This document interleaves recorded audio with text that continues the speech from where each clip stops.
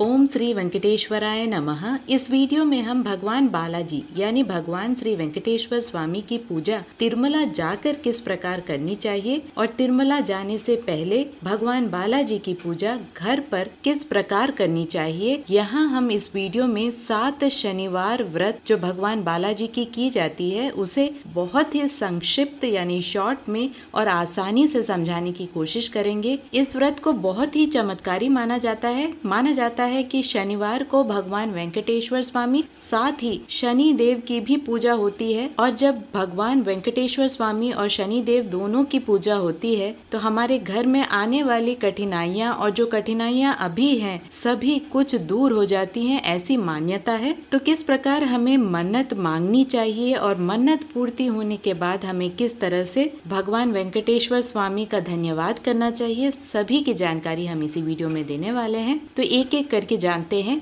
कि अगर हम तिरुमला जाते हैं तो हमें किस तरह से भगवान वेंकटेश्वर स्वामी की पूजा करनी चाहिए। भगवान वेंकटेश्वर स्वामी के मंदिर तिरुमला में दूर दूर से भक्त आते हैं उनके दर्शन के लिए। हम में से कई भक्तों को ये नहीं पता कि भगवान वेंकटेश्वर स्वामी के मंदिर के अंदर भक्तों को पूजा करने की अनुमति नहीं होती, ना ही हम भगवान के लिए फल फूल या नैवेद्य ही चढ़ा सकते हैं। मंदिर के अंदर हमें सिर्फ भगवान का दर्शन प्राप्त होता है, हमें पूजा करने की अनुमति नहीं मिलती। मंदिर के अंदर सिर्फ पुजारियों को ही पूजा करने की अनुमति होती है, साथ ही भक्तों को सेवा को देखने की अनुमति होती है, पार्टिसिपेट करने की अनुमति होती है। तो बड़ा प्रश्न यही है कि हम पूजा कैसे करें भगवान बालाजी की। यहाँ पर हम बता दें, भगवान बालाजी के मंदिर के एकदम सामने यानी ऑपोजिट में ही आप नारियल चढ़ा सकते हैं। नारियल की दुकान वहीं पे होती है, वहाँ से आप नारियल लेके भगवान वेंकटेश्वर स्वामी का नाम लेकर आप भगवान को नारियल का चढ़ावा चढ़ा सकते हैं, साथ ही दिया भी जला सकते हैं। आप चाहे तो भगवान का पारायण यानी भगवान बालाजी का पारायण कर सकते हैं। मंदिर परिसर में विष्णु सहस्त्र नाम पढ़ सकते हैं, अष्टोत्रम पढ़ सकते हैं, किसी भी पवित्र ग्रंथ का पाठ कर सकते हैं। अगर आपको मन्नत का धागा बांधना है तो स्वामी पुष्करनी नदी के पास में एक बहुत ही पवित्र पेड़ है, आप वहाँ पर मन्नत का धागा बांध सकते हैं। माना जाता है कि स्वामी पुष्करनी नदी स्वयंभू नदी है और उसी नदी में विरजा नदी भी प्रवाहित होती है, जो कि भगवान बालाजी के चरणों के स्पर्श से यानी मंदिर के नीचे से होते हुए स्वामी पुष्करनी नदी में मिल जाती है। और उसी परिसर में एक पेड़ है और उस पेड़ के नीचे बहुत सारे देवी देवताओं के मूर्तियां भी रखी हुई होती हैं, वहाँ पर भी आप मन्नत का धागा बांध सकते हैं। बहुत सारे भक्त चल के जाने का मन्नत मांगते हैं या संकल्प लेते हैं, तो वे भी चलने के पहले जो पहली सीढ़ी होती है वहाँ पर नारियल चढ़ाते हैं, साथ ही हल्दी कुमकुम और कर्पूर भी जलाते हुए जाते हैं। ये कंपलसरी नहीं है, जिसने भी ये संकल्प लिया है या जिसने भी मन्नत पूर्ति के बाद इसका प्रण लिया था वे ये सब कर सकते हैं। दोनों श्रीवारी मेट्टुमार्गम और अलिपिरी मेट्टुमार्गम में स्टार्टिंग पॉइंट में ही नारियल की दुकान, कुमकुम, हल्दी, कर्पूर सब कुछ मिल जाता है। आप चाहे तो एक एक सीढ़ी में हल्दी, कुमकुम और कर्पूर को जलाते हुए एक एक सीढ़ी चढ़ते हुए भगवान का नाम स्मरण करते हुए आगे चलते जाना चाहिए। जब भी आप चल के जा रहे हैं भगवान को स्मरण जरूर करें। याद रहे, मंदिर परिसर में चप्पल के साथ ना घूमें, साथ ही अगर चल के जाने वाले मार्गों से आप भगवान के दर्शन के लिए जा रहे हैं वहाँ भी आप चप्पल ना पहने। अब समझते हैं बाल दान की प्रक्रिया को। बाल दान एक बहुत बड़ा दान माना जाता है तिरुमला में और ये कंपलसरी नहीं है। अगर आपने मन्नत मांगी है और वो पूरा हो चुका है तो आप बाल दान कर सकते हैं। बाल दान इसलिए क्योंकि माना जाता है कि मनुष्य के लिए बाल बहुत प्रिय होते हैं और अगर आपने अपनी प्रिय चीज भगवान को अर्पित करने का सोचा है तो भगवान अपने आप ही बहुत प्रसन्न हो जाते हैं। ये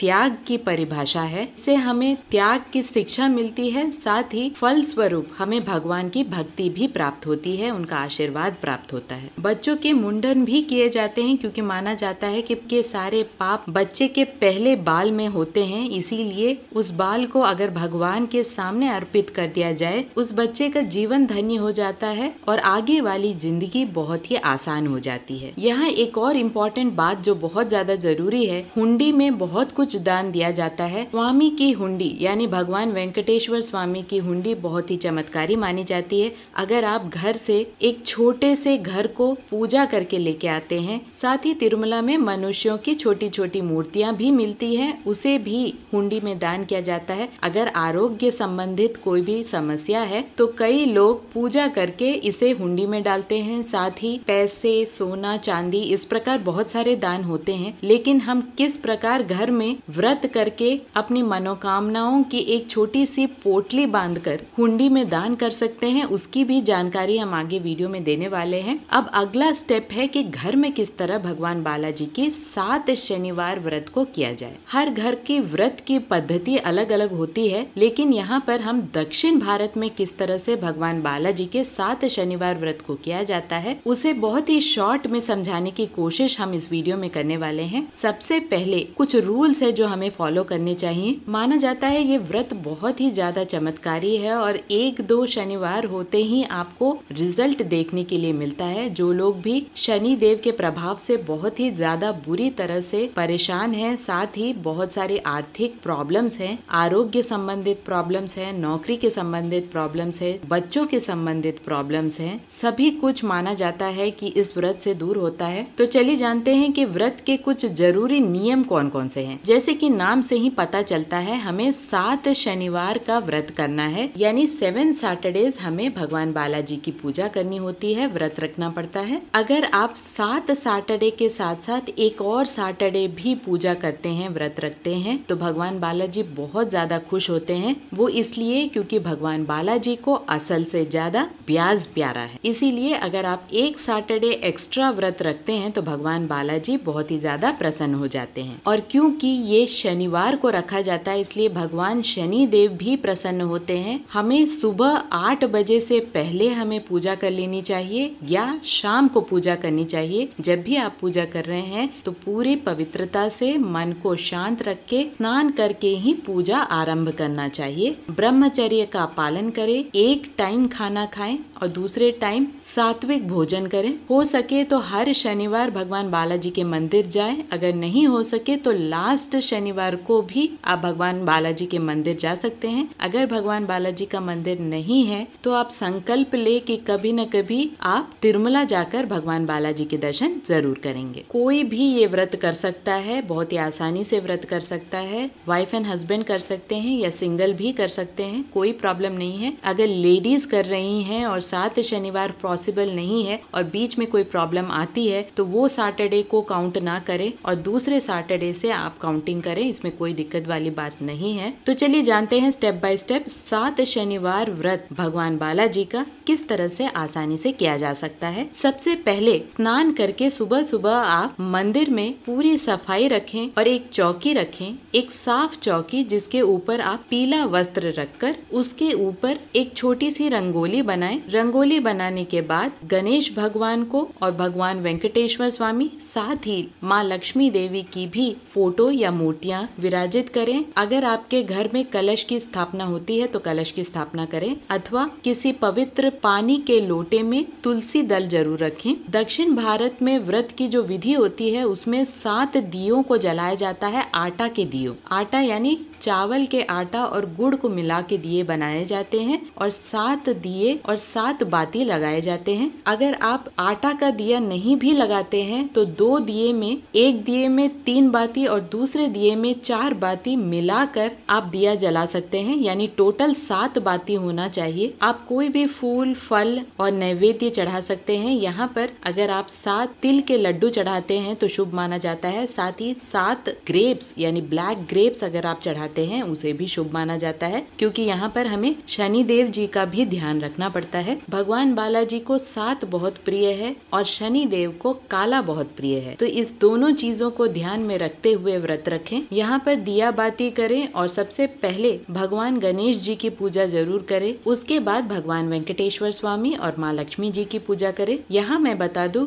भगवान बालाजी की व्रत कथाएं होती हैं, व्रत कथा की बुक होती है। अगर आपके पास व्रत कथा की बुक नहीं है है तो आप गूगल में या यूट्यूब में आपको बहुत ही आसानी से मिल जाएगा। उन कथाओं को पढ़ें। 5 कथाएं होती हैं यूजुअली, आप उन 5 कथाओं को पढ़ें। अष्टोत्रम पढ़ें। उसी तरह माँ लक्ष्मी जी की भी अष्टोत्रम पढ़ें। पूजा खत्म होते ही प्रसाद ग्रहण करें, खुद भी प्रसाद ग्रहण करें और अपने घर परिवार वालों को भी इस प्रसाद को दें। अगर हो सके तो हर शनिवार को शादीशुदा जोड़े को अगर आप भोजन देते हैं तो बहुत शुभ माना जाता है। अगर नहीं पॉसिबल है तो लास्ट सैटरडे यानी उद्यापन के दिन भी आप किसी दंपत्ति को यानी किसी शादीशुदा जोड़े को भोजन जरूर खिलाएं या मंदिर में गरीबों को भोजन खिलाएं। बहुत ही ज्यादा शुभ माना जाता है, भगवान को बहुत ही अति प्रिय माना जाता है। तो इस तरह से आप बहुत ही आसानी से पूजा कर सकते हैं। ध्यान दें, भगवान बालाजी को आप जितना ज्यादा सजा सकते हैं उतना सजाएं, क्योंकि भगवान को अलंकार बहुत पसंद है। भगवान को फूलों के और तुलसी की मालाओं से सजाएं। इसी तरह आप 7 शनिवार तक व्रत रख सकते हैं। उसके बाद एक व्रत एक्स्ट्रा करें। जैसे कि मैंने बताया, भगवान बालाजी को असल से ज्यादा ब्याज प्यारा है।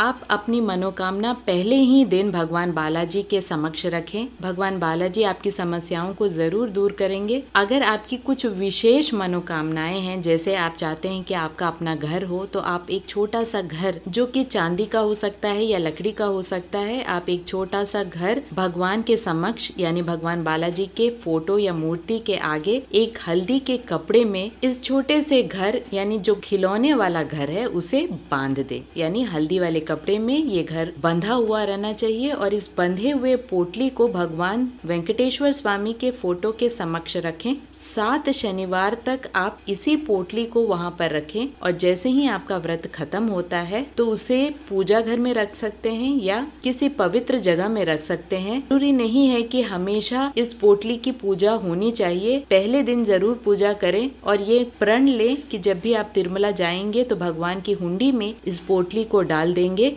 इससे माना जाता है कि जो भी आपकी मनोकामना है वो पूरी होती है। एक बार जरूर ट्राई करें। इसी तरह अगर आपके आरोग्य से संबंधित कोई परेशानी है तो भी आप एक छोटे से मनुष्य के खिलौने को हल्दी वाले कपड़े में डालकर भगवान के समक्ष रख सकते हैं। इसे दक्षिण भारत में मुड़पू कहा जाता है। मुड़पू यानी भगवान को समर्पित ऑफरिंग या दान। जैसे ही व्रत खत्म होता है आप प्रण लें। अगर आप तिरुमला इमीडिएटली नहीं जा सकते तो 1 साल के अंदर अंदर तिरुमला जरूर जाएं और उस छोटे से येलो पोटली जिसमें कि आपने मनोकामनाओं को रखा है उसे भगवान के हुंडी में जरूर डाल दे। इससे आपकी सारी मनोकामनाएं पूरी होती हैं, ऐसी मान्यता है। और भगवान बालाजी अपने भक्तों का विशेष ध्यान रखते हैं, इसीलिए दूर दूर से भगवान के दर्शन मात्र के लिए भक्त कई दिनों से वेट करके बहुत सारी कठिनाइयों को पार करके भगवान के दर्शन करते हैं। आशा करती हूँ कि इस वीडियो से आपको एक आइडिया मिला होगा कि भगवान बालाजी की पूजा तिरुमला में कैसे की जा सकती है